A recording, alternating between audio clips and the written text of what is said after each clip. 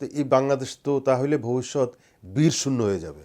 বাংলাদেশে বীর কিন্তু ক্ষণজন্মা, বীর কিন্তু ঘরে ঘরে জন্ম নেয় না, ঘরে ঘরে বীরের জন্ম হয় না। এই দুই একটা বীর থাকলেই একটা জাতির জন্য যথেষ্ট।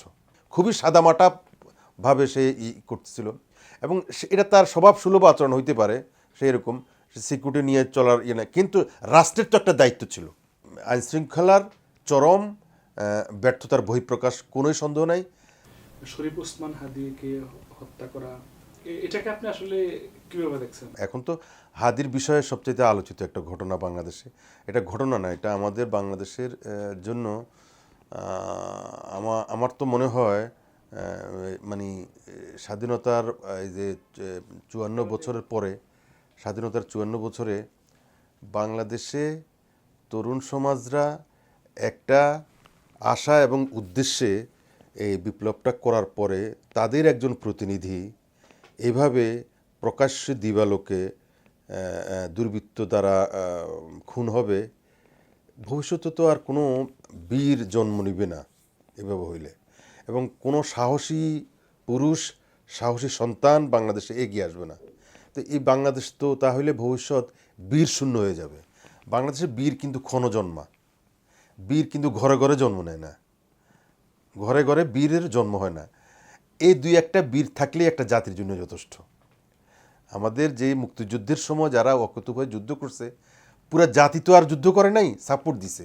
রণক্ষেত্রে যুদ্ধ করছে, সম্মুখ সারিতে যুদ্ধ করছে, অস্ত্র হাতে যুদ্ধ করছে, যান বাজি রেখে যুদ্ধ করছে মুষ্টিমেয় কিছু সংখ্যক লোক, এবং তাদের রক্ত ঝরার বিনিময়ে, তাদের জীবনের বিনিময়ে মূলত আমরা দেশ স্বাধীন পাইছি।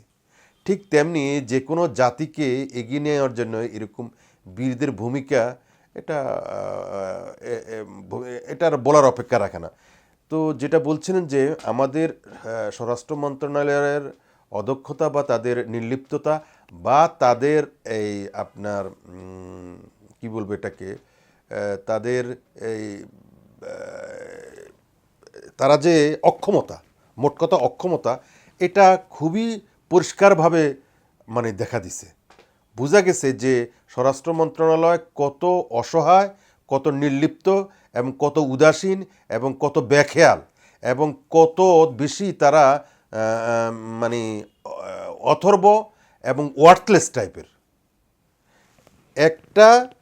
এটা তো তাদেরকে বোঝা উচিত ছিল যে যারা এই বিপ্লবী ছিল, যারা এই বিপ্লবকে ত্বরান্বিত করেছে, তাদের এই মুহূর্তে তাদের জীবনের নিরাপত্তা সবচেয়ে বেশি গুরুত্বপূর্ণ। হাদি তাদের মধ্যে তো একজন ছিল। তো আমি তো দেখি না, আমি তো সোশ্যাল মিডিয়ার বদলতে দেখতেছিলাম প্রতিদিনে হাদি বিভিন্ন জায়গাতে, মসজিদে, মন্দিরে, এখানে সেখানে, বাজারে, ঘাটে, মাঠে যাচ্ছে। খুব যে তার সাথে জনবল থাকছে তাও দেখি নাই। খুবই সাদামাটা ভাবে সে করতেছিল এবং এটা তার স্বভাব সুলভ আচরণ হইতে পারে, সেই রকম সিকিউরিটি নিয়ে চলার না, কিন্তু রাষ্ট্রের তো একটা দায়িত্ব ছিল।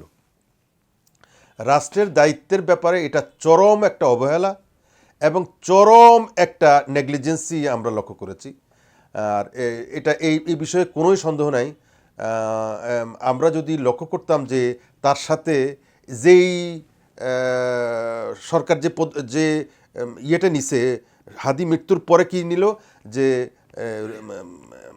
প্রথম সারির যোদ্ধাদের যে নিরাপত্তা, পার্সোনাল নিরাপত্তার জন্য যে সরকার একটা ব্যবস্থা মনে হয় ইতিমধ্যে নিছে, কেন এর আগে নিল না? এটা কেন এর আগে এটা নেওয়া হয়নি? নির্বাচন উপলক্ষে যখন তফসিল ঘোষণা করা হলো তখন যদি নিত তাহলে এই অঘটনটা ঘটে না। সে যাই হোক, এটা আমাদের এই আইনশৃঙ্খলার চরম ব্যর্থতার বহিঃপ্রকাশ, কোনোই সন্দেহ নাই।